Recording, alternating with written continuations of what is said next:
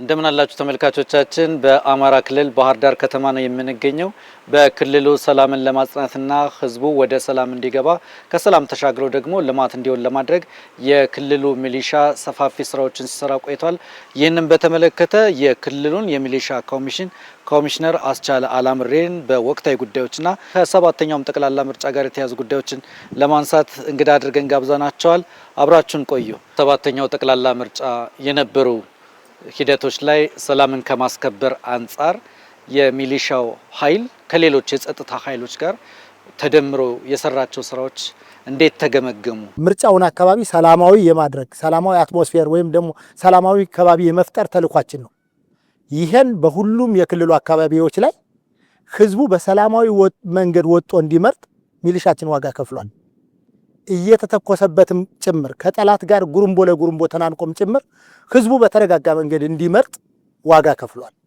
እውነት ለመናገር በዚህ አጋጣሚ የጸጥታ ኃይላችንን በተለይም ሚሊሻና ሰላም አስከባሪያችንን በጣም አመሰግናለሁ። ሁለተኛ ከምርጫ በኋላ ደግሞ ሊፈጠር የሚችል ችግር ቢኖር አሁን ያለውን ሰላማዊ ሂደት ሊያደፈርስ የሚችል ችግር ቢኖር ምን ማድረግ አለብን ብለን እቅድ አለን። በእቅዳችን መሰረት ለጸጥታ ኃይላችን ስምሪት ተሰጥቷል።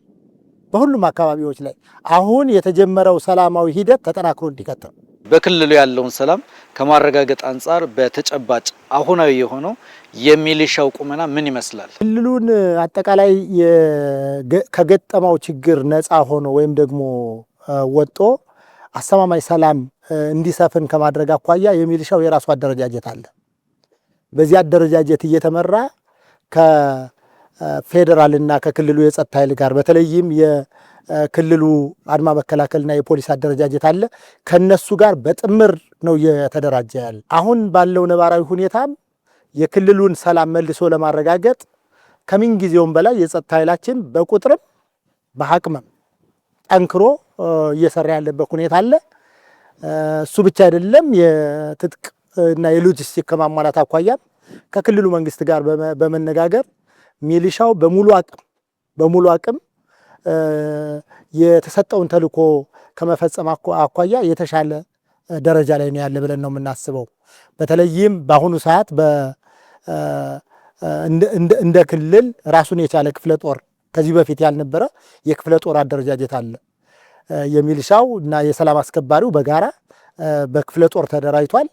ሌሎቹ ወታደራዊ አደረጃጀቶች የሻለቃ የሻምበልና የመሳሰሉትን አደረጃጀቶች በተሟላ ቁመና ላይ ነው ያለ ብለን ነው የምናስበው። 2015 2016 በርካታ ወረዳዎችም ሳይቀሩ በጽንፈኛው ቁጥጥር ውስጥ ነው የነበሩት፣ በርካታ ቀበሌዎችም ጭምር። በአሁኑ ሰዓት በርካታ ወረዳዎች ብቻ አይደለም፣ አብዛኛው ወረዳዎቻችን ከጽንፈኛው ነፃ ናቸው። አንዳንዶቹ ቦታ ላይ እንዲወጣ ገባ የሚልበት አለ። ያም አሁን ባለው ነባራዊ ሁኔታ የኛ የጸጥታ ኃይል ተቆጣጥሮ ያለበት ሁኔታ አለ። በጣም ብዙ ቀበሌዎች በተመሳሳይ መንገድ ከጽንፈኛው ነፃ ሆነው ዘላቂ ሰላም እንዲረጋገጥ ነው የምንፈልገው። የስነ ምግባር ጉዳይ እንዴት ይታያል? በስራው ተልዕኮን በመፈጸም ሂደት ውስጥ የሚፈጸሙ ግድፈቶች ሲኖሩ እንዴት ነው ማስተካከያ የሚወሰደው? ከህዝብ አንጻር የሚነሱ የተወሰኑ ሮሮዎች እንኳን ቢኖሩ ወይም ቅሬታዎች ቢኖሩ እንዴት ተደረጉ እንዴት ተፈጸመ የሚባል ቢኖር የእናንተ ኮሚሽን እንዴት ነው የሚቆጣጠረው? ሚሊሻውን ራሱን የቻለ መድረክ አለን። ሚሊሻውን የምናስገመግምበት ሲመለመልም ተገምግሞ ነው፣ ሲደመር አሁንም ደግሞ ችግር ሲፈጥርም ይገመገማል። መገምገም ብቻ አይደለም፣ በህግ ተጠያቂ እስከማድረግ የትኛውም አካባቢ ላይ የምታየው አልፎ አልፎ የምታያቸው የስነ ምግባር ጉድለት ያለባቸው አሉ።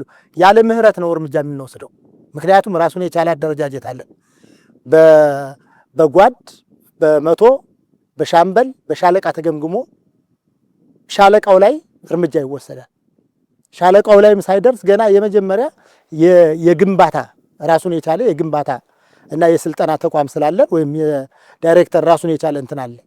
ስለዚህ በየጊዜው አቅማቸውን የመገንባት ስነ ምግባራቸውን የማነጽ በችግር ውስጥ ገብተው ከሆነም የመገምገም እስከዚህ ድረስ እንወስዳለን።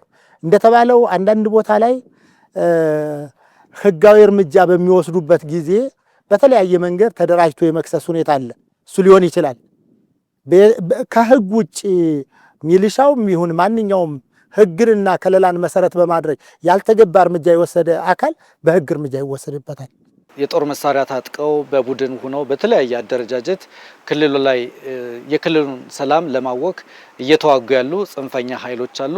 በሌላ በኩል ደግሞ በየጥጋ ጥጉ በከተማም ይሁን በገጠር ሰላምን ለማወክ በተወሰነ አደረጃጀትም ቢሆን ወይም ደግሞ ከአደረጃጀት ውጭም በሆነ በግለሰብ ደረጃ በየአቅጣጫው መንገድ አላሳልፍም ሌላም ተግባራትን የሚፈጽሙ አሉና እነዚህ ለይቶ ለሚገባው ኃይል ተገቢ ስምሪት በመስጠት በመከላከል በኩል የተከፋፈለ እንደ ኃይሉ መጠን የሚሰማራ የሚሊሻ አደረጃጀትና አሰራር አለ ልንል እንችላለን። እንደተባለው በከተማም ይሁን በገጠር በተደራጀ መንገድ ይሁን በተናጥል የሚንቀሳቀሱ ሌቦች አሉ። ሁለተኛ በተደራጀ መንገድ ደግሞ ጫካ ገብተው ህዝቡን የሚያስቸግሩ ዘራፊዎች አሉ።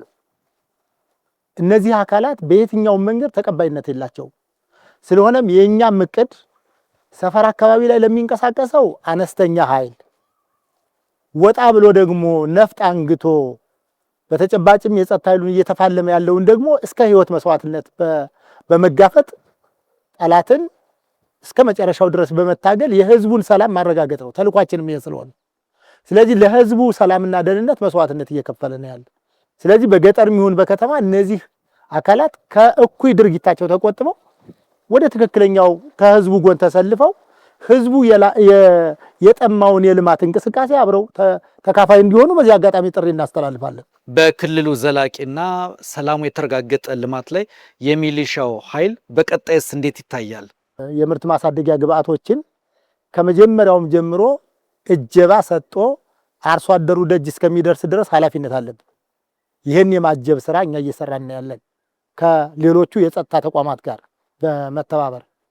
ሁለተኛ ሌሎቹ የንግድ ለምሳሌ የነዳጅ ሌሎቹ የሸቀጣ አገልግሎቶችን የእጀባ አገልግሎት እየሰጠን ያለን። በቱሪዝም ብንሄድ መንግስት የያዘው ኢኒሼቲቭ በጣም ትልቅ ነው።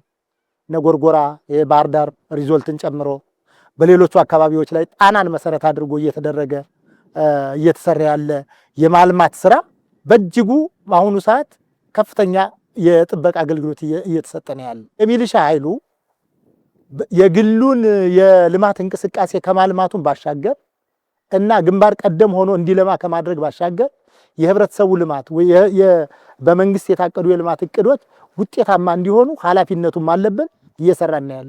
የአማራ ክልል ሚሊሻ ኮሚሽን ኮሚሽነር ለቃለ መጠይቁ ስለሰጡን ጊዜ እናመሰግናለን። እኔም በጣም አመሰግናለሁ።